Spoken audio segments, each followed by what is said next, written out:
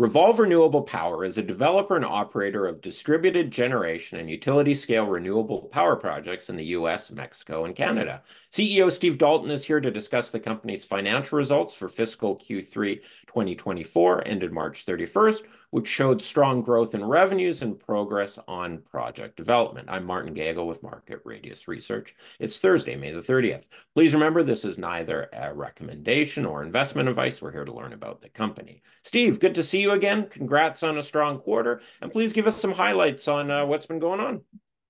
Yeah, thanks, Martin. Good to see you. Yeah, I guess really happy with the results we put out today. I think, strong performance on the revenue side, 65% increase kind of over the same period last year. And I think it's a kind of reflection of the strategy we've been implementing where, we can now report revenue coming from a number of different kind of streams, if you like. We obviously closed the Wind River transaction during the quarter, so you're starting to see the first revenue flowing through from, particularly from the Box Springs wind projects based in Alberta. We have revenue coming off our DG portfolio, which, like we've spoken about on some of these calls previously, and we're continuing to add projects to. And then we have revenue coming through from the sale of development rights, which was the NG transaction, which obviously most investors will be familiar with who are following the company. So, we're really happy overall with where the quarter ended up. Obviously, still a lot more work to be done, and I think again that's reflected in some of the updates that we provided, where we're making progress on the development side. We've got some other projects under construction, and we continue to look at other potential bolt-on M&A opportunities as well. So a huge amount going on in the business, and overall pretty happy with the results we put out. All right. I noticed with the Wind River acquisition closed roughly halfway through the quarter, so only half of those revenues were recognized in your Q4 will be the first quarter of full recognition of the Wind River financial benefits, right? Yeah, that's exactly it. Yeah. So we closed that deal kind of mid-February, so you've kind of got 6-7 weeks of kind of revenue flowing through, but it does show kind of the difference that these kind of acquisitions that we're doing will make. But you're right, we'll start to really see the benefit quarter on quarter as we start to go forward. And then I think the other notable thing out of the quarter was that on your project development side, you've completed one interconnection agreement, and then you're expected to get another one here shortly, and then you'll be in the ready to build status for those two projects within the next 12 months. And these are pretty major value creation milestones for the projects. They're substantially de-risked when you get those milestones complete, right? Yeah, that's exactly it. I mean, every kind of step and every milestone you hit along the development kind of process, is creating kind of value. And we may have discussed it before. Like, you kind of have two ways to kind of create that value. You can sell the development projects, and like we have done that, pretty successfully over the years. Obviously, the NG transaction is an clear example of that. But I think what we've said pretty clearly is we're more interested in being an owner and operator of these projects for the long term and creating that kind of recurring revenue base. The Vernal battery storage project and the Primus project, which are the two that you refer to, they're the two that we really feel that we can actually execute them ourselves and get them constructed and financed and own them outright, if you like, for that kind of long-term recurring revenue. So, pretty happy with progress that we've been made. The signing of the interconnection agreement for the Vernal project was definitely a key milestone. We're pretty confident of getting that ready to build over the next 12 months. We have some permitting work to complete. And I think the next big catalyst for that project will be securing a commercial offtake for it, and that's something that we're working on at the moment. And then on the Primus project, it's probably around 3-4 months behind Vernal in terms of the interconnection, but we're getting towards the end of that process. We're almost 2 years into development on the project itself. And the next work streams, if you like, attached to it will be getting into the detailed design and finishing the permitting again. So I think we're on a good track on both of those projects. That certainly within the next 12 months, we'd like to have them ready to build.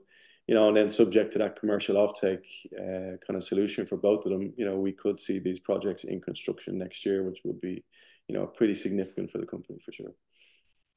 do to get an offtake or a PPA on them, do you need to get to the ready to build stage first before you can sort of finalize that deal, or can you get it done, negotiate the offtake prior to the ready to build status?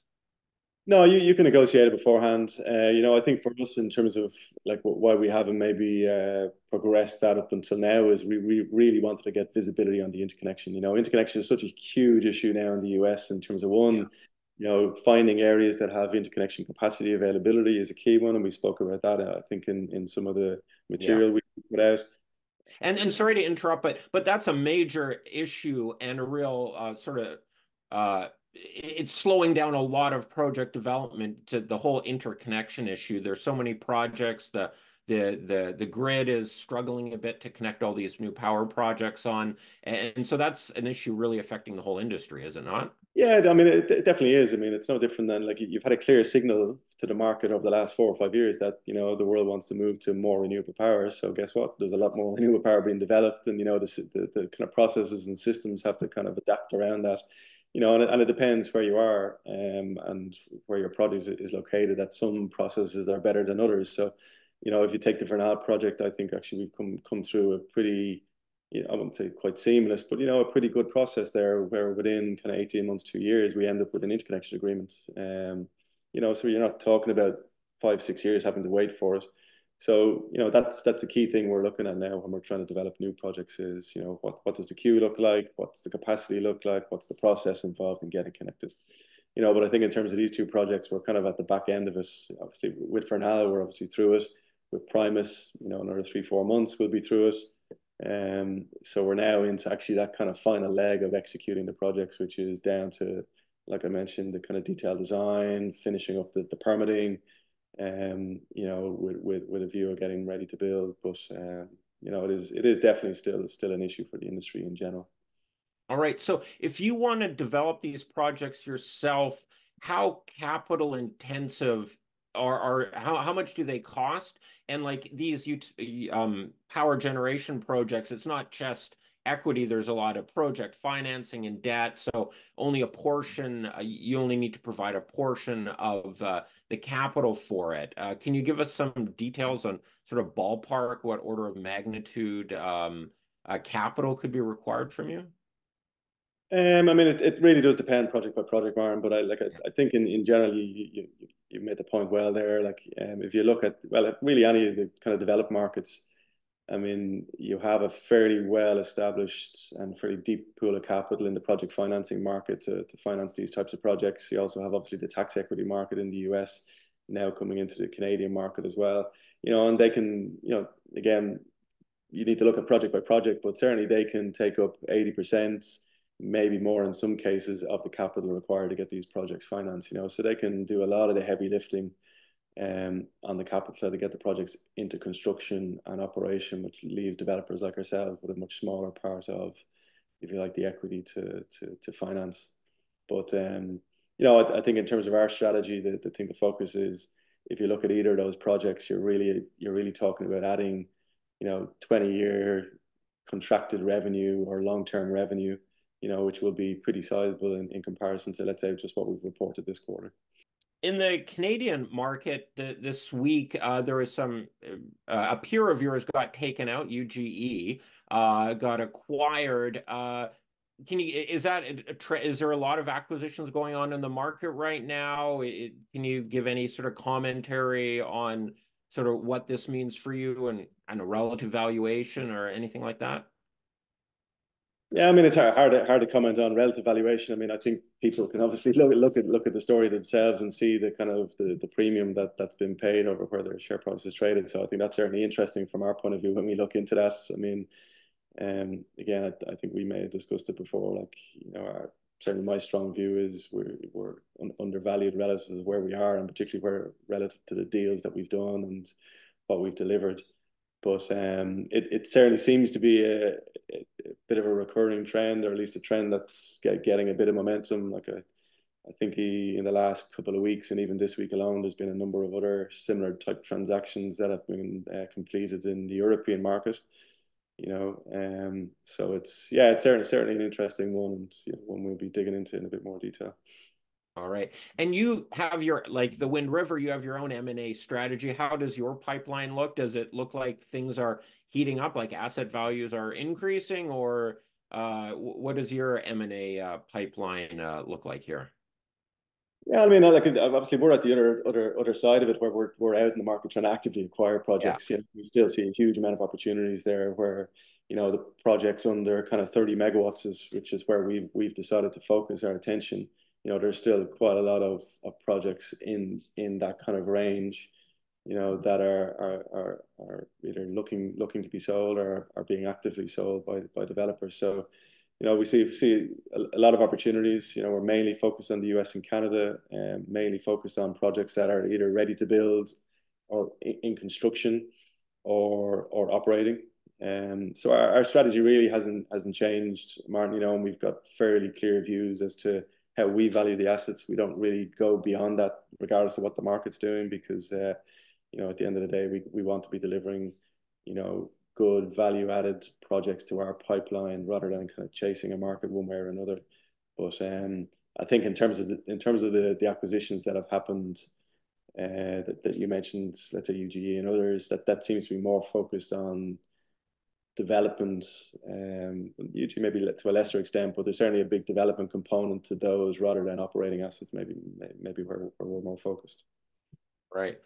And in terms of coming news flow, you hopefully are going to be completing an interconnection agreement. You didn't, I believe, news release the last one, so you give those as updates on a quarterly basis. And what other kind of news flow or milestones do you expect to hit over the next quarter or couple of quarters? Yeah, I mean, again, hopefully we've kind of communicated them pretty regularly enough for people to understand. But I think what we've said is, we're still expecting the next milestone for the Bouse project sale to be met. I think we'd indicated timing of H1 this year. So, we're sitting here in the May. We're still sticking with that timeline.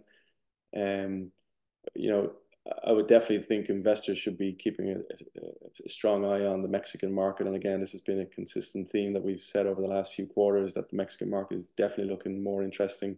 We're seeing more activity down there. We're seeing more interest from industrial companies on the PPA offtake side. We have 500 megawatts down in Mexico, which are kind of mid to kind of late stage development. We've been working on for a number of years. So I think we're really well positioned for what we hope is to come in the Mexican market. And then on the DG side, I think certainly we'd like to be doing more, but we have projects under construction. You're going to start to see news through those projects once they start to get commissioned. We have an active pipeline on the DG side that we're looking to add more projects on as well. So there's a lot going on across the whole business. We spoke earlier about some of the development milestones on Vernal, on Primus. They're all ahead of us within the next 12 months. And then hopefully we can manage to execute some more of these kind of M&A opportunities that we're looking at as well, to throw on top of that. So it's as it has been for the last 2 years, extremely active, a lot going on. Very clear plan, fairly clear strategy. It's just a case about step by step, delivering on it. Excellent. All right, Steve, thanks for the update. Appreciate that. All the best, and talk to you again soon. Appreciate it. Thanks, Martin. Talk soon.